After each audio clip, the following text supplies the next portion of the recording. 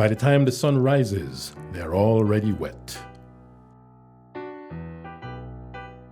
They stand waist-deep in mosquito-infested waters near the shores of remote islands and deploy huge nets to capture anchovies and sardines. The gincho, otherwise known as the frigate bird, dictate where they fish. They follow them to the middle of nowhere, completely out of sight of any land. And when they see the gincho feeding on the little fish, they race to the spot and toss bait into the water to create a feeding frenzy. The gincho benefit by having more sardines to eat.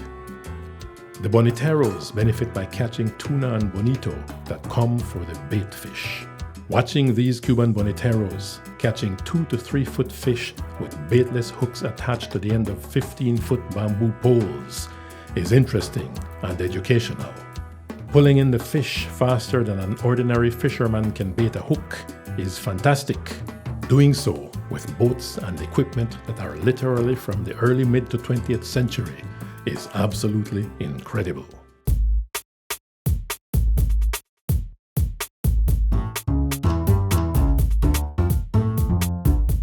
On a recent visit with his mother in Cuba, producer-director Pipin had a chance meeting with Captain Linares, whom he had met almost 25 years ago. During that reunion, they discussed an idea for a fishing tournament that Pipin had when they first met back in 1990. Captain Linares and the other captains now presented the idea to the authorities. The Cuban government gave their approval and invited Pipin to participate and film the event. For 8 days, 7 professional boats battled the elements, their competitors, and themselves for the right to be named champion of the first ever official fishing competition of its kind in Cuba or anywhere. Aboard each boat was a captain and a crew of 10 very entertaining characters. The competition was fierce. The long days often stretched well past midnight, and it was not clear who had won until the very last day.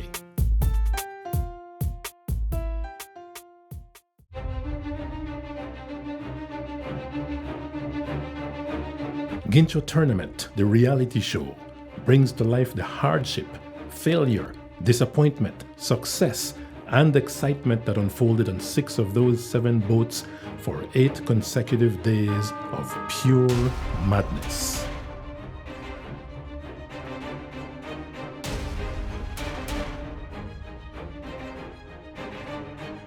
But that is just part of the story.